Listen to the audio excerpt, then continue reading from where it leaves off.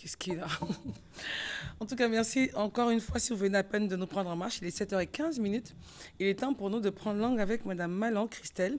Elle est présidente de l'ONG Éducation, l'équilibre émotionnel indispensable pour propulser un enfant vers la réussite. Voici la thématique qui nous rassemble. Madame Malan, bonjour. Bonjour, madame. Merci d'être là. Merci. Alors, l'équilibre émotionnel indispensable pour propulser un enfant vers la réussite.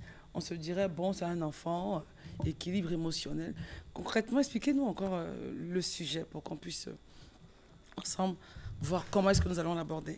D'accord. Alors, aujourd'hui, je vais parler de quelque chose qui est assez délicat à expliquer, mais je crois qu'il va faire beaucoup de bien aux parents, parce que les parents vont réaliser pourquoi leurs enfants, justement, ont du mal à bien se comporter. J'ai dit ici une fois sur ce plateau... C'est le micro que, le mien, ok, d'accord. Voilà, j'ai dit une fois sur ce plateau que ce n'est pas le QI qui fait réussir un enfant, donc le quotient intellectuel, mais c'est plutôt le QE, le quotient émotionnel. Alors, le quotient émotionnel, donc, vient de l'équilibre émotionnel.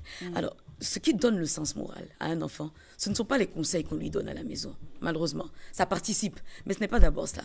Il y a ce qu'on appelle dans le cerveau une hormone qu'on appelle l'ocytocine. Alors, la majorité, pour ne pas dire l'ensemble des neurones du cerveau sont alimentés par les lymphocytes 4. Mais l'ocytocine n'est pas alimentée par un lymphocyte 4. Elle est alimentée ou elle est activée par des paroles valorisantes. Ça veut dire que si vous voulez que votre enfant se comporte bien, il faut que l'ocytocine soit bien alimentée. Alors, la chose qu'il faut savoir, c'est que l'ocytocine est sécrétée depuis la conception de l'enfant jusqu'à l'allaitement. Donc, grossesse, accouchement, allaitement.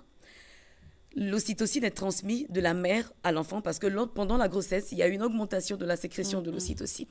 Du coup, si pendant la grossesse, la maman est humiliée par son mari, elle est sujette à de fréquentes disputes, ça va créer en elle un sentiment de rejet, de frustration, d'insécurité. Merci beaucoup pour le mot. Et cette insécurité, on va voir les conséquences après à l'adolescence sur l'enfant. Elle va transmettre donc voilà cette mauvaise ocytocine à son enfant puisqu'elle est mal alimentée. Parce que le problème de l'ocytocine, c'est qu'il n'a pas de régulateur. Donc il n'y a pas un régulateur en lui pour lui dire c'est bon, il faut plus stocker. Voilà, donc autant on stocke, on l'alimente mal. Je veux dire, il s'intensifie. Autant on l'alimente bien, il s'intensifie. Mais dans le bon sens.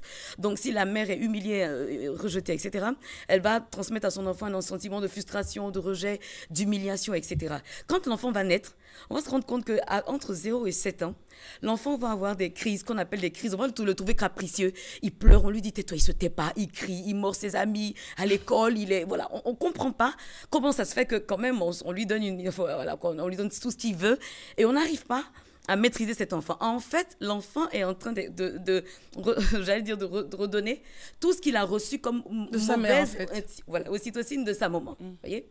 Et ça, en fait, comment ça ce qui est grave, c'est que lorsque l'enfant va exprimer ses sentiments, ne sachant pas que l'enfant est en train d'exprimer justement quelque chose qu'il a reçu de sa maman, on va essayer de le brimer. Alors que l'attitude à avoir, c'est qu'il faut justement le comprendre. Il faut justement l'aider à exprimer, à mettre un mot sur son émotion. Pourquoi tu as tapé ton ami ? Il faut savoir. Il faut savoir, c'est pour ça que j'en parle aujourd'hui. C'est essentiel. C'est très important pour les parents. Ce sujet, ouais. Il faut le savoir et il faut exprimer, il faut aider l'enfant à mettre un nom sur son émotion. Pourquoi tu mords tes amis quand tu vas à l'école ? Pourquoi tu tapes tes amis quand tu vas à l'école ? Vous avez dit de 0 à 7 ans. Oui, entre 0 et 7 ans. Voilà. Est-ce qu'à cet âge-là, je veux dire à partir de 4 ans jusqu'à 7 ans, est-ce qu'un enfant peut exprimer véritablement ce qu'il ressent? Il va vous le dire dans son langage d'enfant. Okay. Il va dire, j'ai tapé mon ami parce qu'il dit, ne me donne pas son gâteau aussi. vous allez lui dire, est-ce que tu penses que c'est bien de taper ton ami s'il ne te donne pas son gâteau? Non, maman, c'est pas il faut aller tout doucement. Il faut aller, voilà, donc avec un langage d'enfant. Pourquoi? Parce que vous savez que ce que l'enfant est en train de faire, ce n'est pas de lui. Il est en train de ressortir des choses qu'il a reçues, je veux dire, depuis la grossesse de sa maman.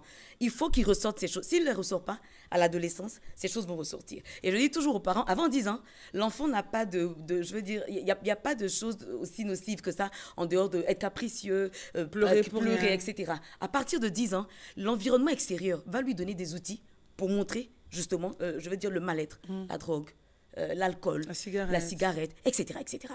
Et c'est ça qu'il faut éviter. Donc, l'enfant va donc exprimer cela.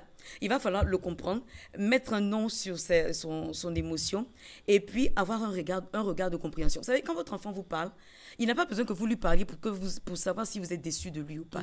Il n'a qu'à regarder vos yeux.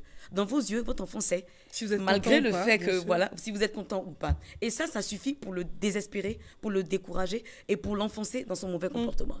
Donc, ce qui est essentiel aujourd'hui, que je veux que les parents comprennent, c'est que déjà, les comportements, ce qu'on peut appeler caprices chez l'enfant, ce n'est pas des caprices. En fait, de 0 à 5 ans, le cerveau de l'enfant est immature. Il est en train de se former, il est en train de se développer. Et comme il n'est pas encore développé, justement, il n'a pas la capacité de canaliser ses émotions. Ouais, il y a un cerveau qu'on appelle le cerveau émotionnel qui n'est pas encore mature. Donc l'enfant, il crie à profusion, il tape, il fait, etc. Voilà. Donc ce cerveau-là, il faut l'aider justement à l'enfant à canaliser son émotion. Alors donc à ce moment précis, on a dit qu'il faut aller tout doucement. C'est quoi? C'est le prendre dans ses bras, c'est également dire, ça va bien se passer, enfin ne fais plus ça, c'est pas bien. Mais d'aller tout doucement en fait. Oui. De le rapprocher. Absolument. Et aussi de lui donner le bon exemple. Parce qu'en fait, l'enfant a des circuits dans son cerveau qui vont capter les bons exemples, les bons modèles. Donc, si la maman lui dit, il ne faut pas te comporter comme ça, parce que ce n'est pas comme ça qu'il faut régler le problème, tu aurais peut-être pu lui demander, etc., etc. Et qu'après, la maman rentre dans la cuisine et qu'elle se met à insulter, à injurier les servantes, ne vous étonnez pas que votre enfant amplifie son mauvais comportement parce qu'il n'a pas de modèle en face en fait pour pouvoir changer. Donc première des choses à savoir, ce qui détermine le comportement moral, le sens moral, c'est l'ocytocine. Ce ne sont pas les conseils. C'est pour ça que quand vous êtes votre enfant qui se comporte mal, vous avez remarqué que vous le conseillez, vous lui dites je veux pas que tu sortes, je veux pas que tu fasses, etc., etc. Mais tout se passe dans l'attitude en fait. Voilà, dans ce qu'il a reçu. Dans ce qu'il a reçu depuis la grossesse. D'accord, mais on essaie de casser ça, en fait, avec la réaction de la mère maintenant. Voilà, qui doit changer. Donc, il faut passer par l'équilibre émotionnel du père et de la mère avant de pouvoir revenir à cela. Alors, évidemment, si vous avez transmis la mère a transmis a mal alimenté son ocytocine et qu'elle a transmis à son enfant, il s'agit maintenant de bien alimenter l'ocytocine pour que l'enfant, justement, puisse avoir un bon comportement. Alors, pour le faire, justement, c'est là que je reviens un petit peu sur ce que Dieu nous donne. Le Seigneur demande aux hommes d'agir, d'utiliser de la sagesse pour se comporter envers leurs épouses et que les femmes soient respectueuses, envers leur mari. C'est dans le langage, c'est dans la façon de se parler, dans la façon même de manifester votre amour. Si vous n'avez pas des paroles valorisantes, parce que j'ai dit que ce sont les paroles valorisantes qui alimentent l'ocytocine. Si vous ne savez pas parler à votre mari avec respect, si vous ne savez pas parler à votre femme avec respect, ne vous étonnez pas que quand bien même vous donnez tout à votre enfant, cet enfant se retrouve dans les fumoirs en train de prendre de la drogue. Ça, c'est clair. Vous n'allez pas comprendre le lien. On lui donne tout à la maison, il a tout. Mais malgré ça, il est dans les fumoirs avec des gens qui ne sont pas corrects. En fait, c'est parce que l'ocytocine de l'enfant est mal alimentée par des paroles dévalorisantes qu'il entend. Par le comportement des parents. Par le comportement des parents. Déjà qu'il l'a reçu. Ça n'a pas encore été ôté de son esprit. Et en plus, on en rajoute pendant son éducation. Et comme j'ai dit, après 10 ans, l'environnement extérieur, parce qu'après 10 ans, l'enfant il peut sortir tout seul. On ne va pas forcément lui dire. Voilà. Donc, l'environnement lui donne des outils pour montrer justement qu'il a stocké il a mal alimenté cette rébellion qu'il a stockée en lui. Voilà. Donc, vous allez voir, par exemple, qu'un enfant, il y a des enfants qui manquent de tolérance. Par exemple, il se bat à l'école. Pourquoi on veut jouer? Mon ami dit, il ne joue pas aussi avec nous. Donc, il est fâché. Et pour ça, il est fâché. Et on ne comprend pas. Pour rien, il sort une phase de karaté, il veut se battre. Justement. Pourquoi? Parce que justement, le sentiment d'insécurité de la mère, pendant qu'elle était enceinte et que son mari l'humiliait ou l'injuriait, elle a communiqué, elle a transmis à l'enfant. Donc, l'enfant est né avec un sentiment d'insécurité. Demandez à tous les enfants qui vont dans les fumoirs pour prendre de la drogue. Ils vont vous dire que ce qui fait qu'ils vont dans les fumoirs, c'est parce qu'ils ont besoin de se faire respecter. Pourquoi un enfant aurait-il besoin de se faire respecter? Si dans la famille, on ne l'humilie pas. En fait, il est né avec. C'est le sentiment d'insécurité de la mère qu'elle lui a transmis. Donc, l'enfant naît dans un environnement où il se sent en constante insécurité. Et il va donc justement vers la drogue ou les stupéfiants parce qu'il a l'impression qu'utiliser cela va lui donner cette sécurité en fait. Parce que ça va lui donner de la force, il va se faire respecter, il va se faire craindre parce que quand il va utiliser ces stupéfiants-là, ce qu'il ne peut pas dire en temps normal, il pourra le dire, il pourra affronter ses parents, etc., etc. Alors, pour ces parents-là qui sont en train de nous suivre et qui découvrent en fait l'erreur qu'ils ont commise, comment rattraper, comment corriger? Alors, j'ai dit, première des choses, il faut comprendre l'enfant. Et puis, il faut reconnaître la souffrance de l'enfant. Si l'enfant est... C'est ce que je dis. C'est-à-dire que quand on dit nos enfants sont capricieux, ce n'est pas des caprices. Le cerveau étant immature, en fait, il est en train d'exprimer sans pouvoir canaliser tout ce qu'il a en lui. Il faut pouvoir l'écouter. Il faut pouvoir mettre un nom sur l'émotion qu'il est en train d'exprimer. Oui, ta colère, ton angoisse, ta tristesse, je la comprends. Je ne l'excuse pas, parce que ça ne justifie pas que tu ailles te battre, etc. Que tu ailles fumer, mais je la exemple. comprends, voilà. Mais je la comprends. Et je suis d'accord pour que toi et moi, on puisse trouver les pistes de solution. Je l'ai déjà dit, la souffrance d'une mère est portée par son enfant garçon aîné. La souffrance d'un père est portée par son enfant fille aînée. Donc, évidemment, même si vous donnez tout à votre enfant aîné fille, et que vous ne respectez pas son père, vous allez vous rendre compte que cette petite fille, elle est instable. Si c'est du côté de la mère, l'enfant garçon aîné va être instable. Donc, ce qu'il faut, c'est de commencer à changer le comportement entre le père et la mère. Tout se passe là, en fait. Tout se passe là. L'équilibre émotionnel de l'enfant. Si vous voulez propulser votre enfant vers la réussite, commencez. Vous ne pouvez pas tous les jours être en train de dire, par exemple, vous dites, l'enfant constate que la mère est toujours anxieuse, que la mère est toujours triste. Pourquoi? Parce que peut-être le père vient et puis lui dit, je ne sais pas, je te demande de respecter ma mère. La façon dont tu salues ma mère ne me plaît pas. Je souhaiterais que tu la salues autrement. Et devant les enfants et tout. Devant les enfants. Vous voyez, c'est ça le souci dans les couples. Moi, je crois qu'il y a une seule vérité universelle, c'est la vérité de Dieu. C'est celle qui est contenue dans les livres saints.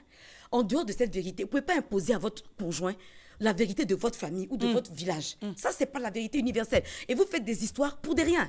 Vous allez dire, oui, mais la façon dont tu veux qu'on salue ta maman, ça, c'est dans ton village. Mais ta femme n'a pas été éduquée comme ça. Donc, elle ne sait pas. Vous voyez, lorsque vous... Donc, qu'est-ce qu'il faut faire à ce moment-là? C'est de s'aligner sur... Il faut être plus tolérant. C'est de s'aligner sur... Il faut s'aligner, si ça sous-entend être plus tolérant. C'est-à-dire de comprendre qu'on vient de deux éducations différentes, de deux milieux différents, deux cultures différentes. Donc, je ne peux pas venir te transformer comme ça. Si j'estime que tu dois changer, que tu dois saluer ma mère ou mon père d'une certaine manière, je dois prendre du temps, de la patience pour te rééduquer. Alors, le problème, c'est que souvent, il y a des familles, en fait, qui impulsent des émotions, des sentiments chez l'un ou l'autre des conjoints. Chez la femme ou chez l'homme, oui, ton mari, il a fait ci, oui, ton mari, il est comme ci, et comme ça, et comme ça. Et au fur et à mesure, ça peut créer, si on ne fait pas attention, ça peut créer une bombe, en fait, dans le foyer. Puisqu'on réagit selon ce que mon père ou ma tante ou mon oncle m'a dit. Voilà, et c'est exactement de ça que je parle. C'est très dangereux de gérer son couple avec les émotions des autres, ou les émotions de son père ou de sa mère, parce qu'après, ce sont vos enfants justement qui vont pâtir et vous serez les seuls à payer le prix. Personne ne viendra vous aider, je le dis toujours aux parents. Donc, ce qu'il faut, c'est ne pas imposer la vérité, une vérité personnelle ou familiale à son conjoint. C'est qu'il faut être plus tolérant et considérer que la vérité universelle, c'est la vérité de Dieu. Et la vérité de Dieu dit qu'il faut être tolérant. La vérité de Dieu dit qu'il faut être sage. Donc, Dieu n'impose pas. Donc, même si vous voulez changer le comportement de quelqu'un, il faut opérer dans deux dimensions. Dans la dimension de l'amour et du pardon. C'est comme ça. Vous savez, je dis toujours aux parents que vous ne pouvez pas emmener vos enfants à changer de comportement si vous ne les emmenez pas à goûter, permettez-moi le terme, à la puissance de Dieu. Je veux dire, vous ne pouvez pas dire à vos enfants, comportez-vous bien simplement en les emmenant à l'église. Pas un exemple et tout. Non, parce que les enfants ont besoin de goûter à la puissance de Dieu. Donc, si vous lisez les livres saints, vous voyez, Dieu est bon, les livres saints disent que Dieu est bon, ça ne suffit pas. Les enfants sont dans un monde rationnel où ils ont besoin de tout justifier, de tout expliquer. Ça ne suffit pas de leur dire, la parole de Dieu dit. Il faut démontrer que ce que la parole dit là, c'est la vérité. Donc déjà, dans ton comportement, c'est la vérité. Alors, quand je parle de puissance, il ne s'agit pas, non, les parents doivent démontrer la puissance, donc on va imposer les mains aux malades, ils vont guérir. Non. Ça, ce sont les signes qui accompagnent ceux qui ont cru. Ce n'est pas ça, la puissance. La puissance, en fait, c'est la puissance d'amour et de pardon. Quand l'enfant voit que vous avez la capacité de pardonner à votre épouse, quel que soit ce qui s'est passé entre vous, et qu'il voit que vous l'acceptez comme elle est, malgré ses défauts, malgré ses faiblesses, vous êtes en train de bien alimenter l'ocytocine de votre enfant qui régule le sens moral, le code éthique, qui fait que quand on lui dit ne fais pas, il a la capacité de ne pas faire. Quand on lui dit fais, il a la capacité de faire. Parce qu'il voit l'exemple, en fait. Parce qu'il voit l'exemple. Si vous avez la capacité d'aimer, là où il n'y a pas de raison d'aimer, votre enfant, voilà, je le dis quelquefois, même les infidélités, tout ça, vous savez, tout ça, je veux dire, il y a toujours des choses en amont qui expliquent ce genre de choses. Ce qu'il faut, c'est entrer dans cette dimension, dans la dimension de l'amour et du pardon. Si vous n'entrez pas dans cette dimension-là, vous ne pouvez pas bien alimenter l'ocytocine de l'enfant qui a déjà été mal alimenté pendant la grossesse. Et du coup, il grandit avec et devient lui aussi demain un père assez instable. Voilà. Mais le drame, c'est l'adolescence, la mauvaise gestion de l'adolescence. Parce qu'après, vous vous retrouvez avec un adolescent rebelle. Vous ne connaissez pas du tout. à qui vous avez donné tout votre amour, mais qui est incapable de vous respecter, qui est incapable de vous honorer, qui est incapable de se concentrer à l'école. Alors, vous allez voir, je vais peut-être en parler, c'est que l'ocytocine agit également sur la concentration. C'est-à-dire que l'enfant ne peut pas se concentrer à l'école, il est motivé par rien, parce que justement, l'ocytocine, justement, sécrète des hormones qui agissent sur la concentration, sur la motivation, sur le courage. Vous voyez où va la réussite de l'enfant? Réussir, ce n'est pas une affaire de QI uniquement, ce n'est pas le quotient intellectuel, c'est bien le quotient émotionnel. Parce que pour qu'un enfant puisse réussir à l'école, il faut qu'il soit motivé, il faut qu'il soit endurant. Oui. 7h30, restez en notre compagnie. La suite de notre entretien avec Mme Christelle Malan, c'est à suivre. Pour l'instant, on part à la pub et on se retrouve dans quelques instants tout à l'heure.